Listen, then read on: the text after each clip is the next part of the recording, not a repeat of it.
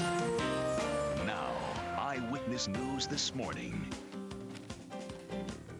Parents in Naugatuck are trying to run a new store out of town before it opens for business. And the state is pioneering new safety legislation to target gun makers. Police have a suspect in Monday's double murder of a veteran police officer and his girlfriend. Good morning, everyone. Thanks for joining us on this Wednesday, September 8th. I'm Polly Bell. And I'm Kerry Connolly. Thanks for waking up with us. It is 6:30, and Bruce will join us with your weather on the threes in exactly 3 minutes. But first, we have a look at this morning's top story. Some parents in Naugatuck are outraged over a new store that's coming to town. It's an adult video shop opening right next to a children's karate center. Channel 3's Andre Hepkins joins us live from the newsroom with the latest. Andre. Well, Polly, hundreds of people reminded the mayor they don't like pornography and they want a partial victory. Last night, the Board of Burgesses voted unanimously for a 6-month moratorium on future pornographic businesses. But it won't get rid of the shop that started the controversy in the first place. No retreat in battle. In conflict, choose with sense and honor. Children at the pulpit as a crowd of 200 people from the borough of Naugatuck begged their mayor not to allow an adult video store next to the children's karate center. My neighbor asked what's pornography. I couldn't say anything. What do I tell my 7-year-old? Don't go in there, that's pornography? He don't know what pornography is.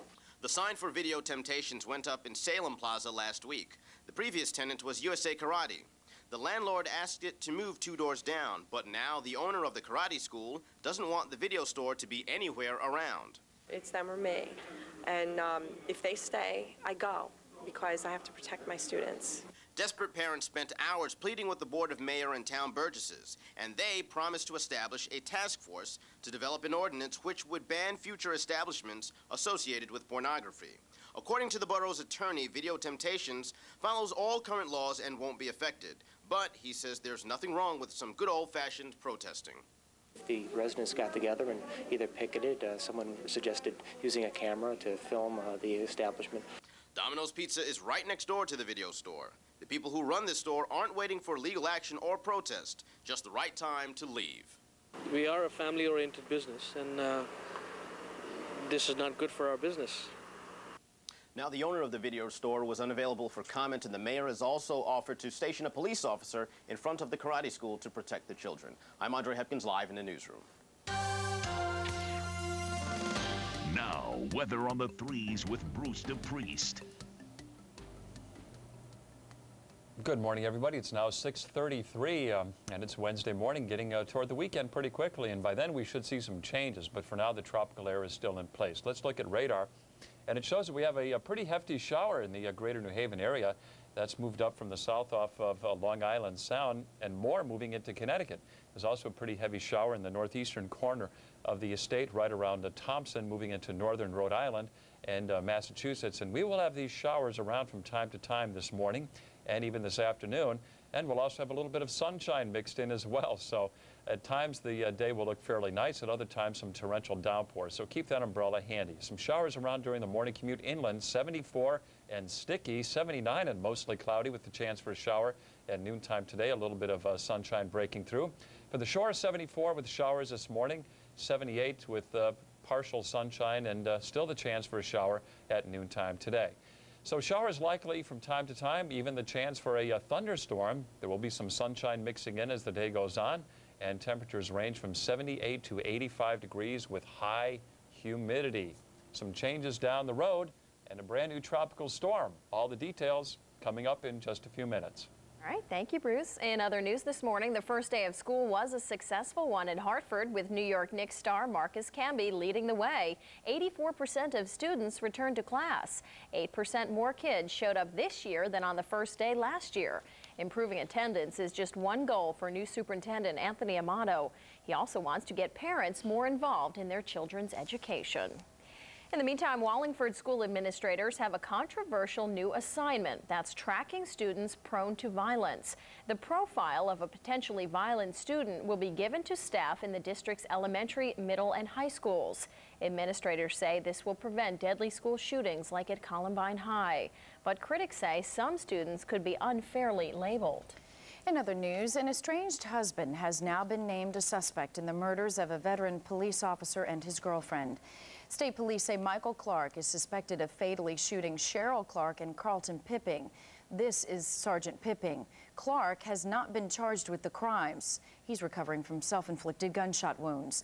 Sergeant Pipping was a 10-year veteran of the Montville Police Department. Connecticut just became the first state to join the growing number of lawsuits filed by U.S. cities against gun manufacturers. The state joined cities across the country, including Bridgeport, in a legal attempt to hold gun makers responsible for gun violence. Channel 3's Brian Garnett has more. It's a national first with a massive irony. Connecticut leading the way as the first state to endorse the legal maneuver of holding gun makers responsible in civil court, while many of the country's major gun manufacturers, such as Colt, called this state home. The epidemic of gun violence is plaguing our state and our nation, and that this industry can and should be held accountable. Plagued by crime, Bridgeport filed a lawsuit pending in state court that charges those manufacturers failed to use technology to make guns safer. Bosley told customers guns will make their homes safer and marketed guns knowing that they'll go to criminals. Our brief does not take a position on the merits of the lawsuit, but we contend very emphatically that Bridgeport deserves this opportunity to hold the manufacturers accountable for the enormous economic and human costs. Anybody who supports this type of lawsuit is out of touch with reality. While several gun manufacturers did not return our calls, the leader of a coalition of state gun owners did react to the lawsuit. In the case of the gun manufacturers, the people we should be looking at are the people who misuse or who abuse this product, not the people who make a legitimate product that's used safely every day by most people who use it.